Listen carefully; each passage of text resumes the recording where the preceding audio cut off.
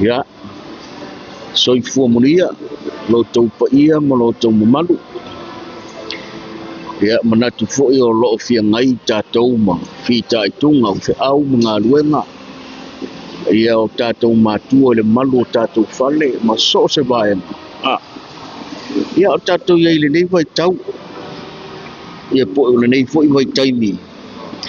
A o feagai e le tatou ua tanu'u pele o Samoa.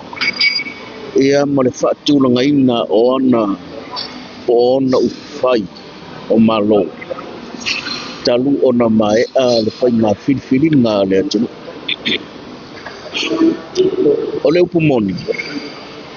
E le whaapea se lau pasene e langolangoina le faiga malo tulai mai. But for the majority of all Samoans, wherever part of the world you are, we are all celebrating the new sworn-in government, the new sworn-in Prime Minister, Laauliolemalietoa, his new cabinet, and all members of Parliament yesterday. And it's something that we are all been proud of as truly fast supporters. Now, regardless of those who disagree, of those who hate that the fast have become the government of Samoa, well, at the end of the day, we are the people that we are to support and help the government of Samoa, our beautiful Samoa, to grow in any way. The economy, the wealth, and the well-being of the people. So se tafala le lalolangi o lo'o iai supporters al fast. Ia o lo'o matua tātou maua le fiafia. Tali le atua i manaonga matalusanga tangata. Ina ia suia se whainga malo. Ma ia tūlai mai ni taitai. E sili o nā lofa. Pe alo lofa se whainga malo. Tangata nuko Samoa. Ia o le ala ua tātou mai mo Samoa ma tātou wa'ai. It was a very emotional ceremony yesterday. O le mea tāua o le tele o Matatia. Tele o Matatia na faatuina i le aso na nafa. Dongoinga la ukala o le tele o Matatia. Taipei o le makakia mua lea ua o talanoa iai. Wa o kei loa e lei sesi o talanoa iai. Pei kai a tonu se taimi pat moa ua ia. O le Matatia mua lea ua faatuina. E Laaulialemalietoa. I so se malo le lalolangi. Mai au te manatu e le mawhaina toi ausia, pe ausia fo se tas. Ua au se Matatia fau lea i so se whainga malo. Po ai ale malo. O se tangata o le sui fai pule. Sui fai pule na avea ma whafonga fitalai mo se fulu tausanga. Sui whafonga fitalai mo le 5 tausanga. Avea ma minsta o le kapineta i le tele o paia inga. A lea ua avea ma pale mia o le atunu. Whaatauto ina na nafa.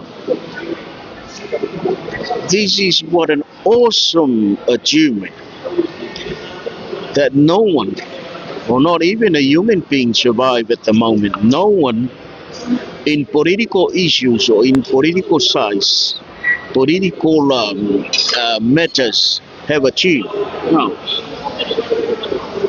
Wala leo tangata wa achievinga ma ua ia umia vaenga ia ma kousu vaenga ia. So ole record le lalolangi ato. And I'm talking about the whole world. Se fulu tausanga o fonga o te lai. 5 tausanga o sui fonga o te lai. A vea ma min star ka peneta i le tele o paia inga. O se sui fai pule. A lea ua vea ma pare mia o le mana. So e leila ses. A fai ke disagree. Ya, e le leila i fo lau koming. Pe po oila. But e le ai ma ses. Wai achieving le mele. O lea lau atu lai mai sunga i le Laaulialemalietoa. The newly elected Prime Minister of Samoa. O ia le ua tau fia la le koki lea, po le record lea. Mai au te taritonu, ele mawhaianga toi achieving ai stangata. Fio mealo tātou wani whaor. Wana o Laaulialemalietoa.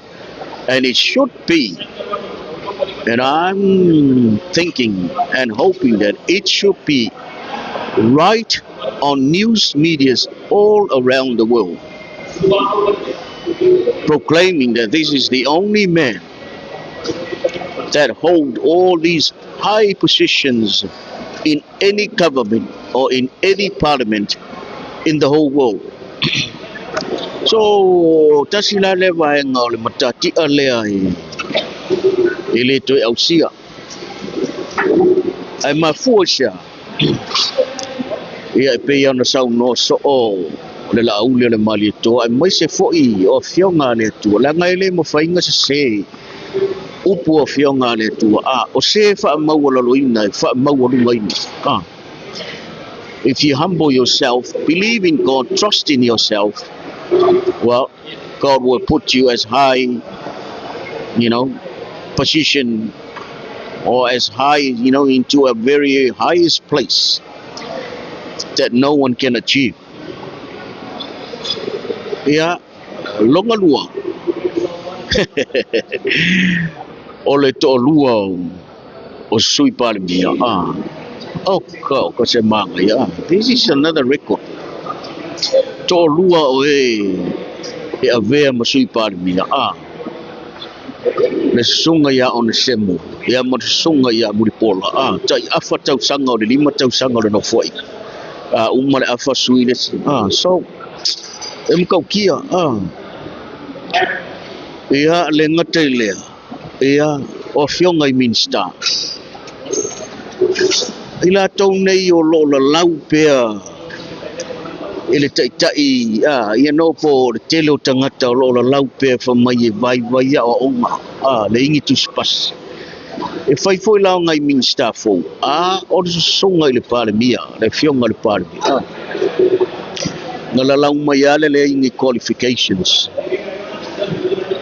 O te ofola. I am so surprised. Well, if I be surprised, but o te ofo. Pe a fai. Ele o malama nei tangata I le fionga le tu. Ua tare taimi o le atua. Ua whaati le atua le tangata sa olo pala I tangata.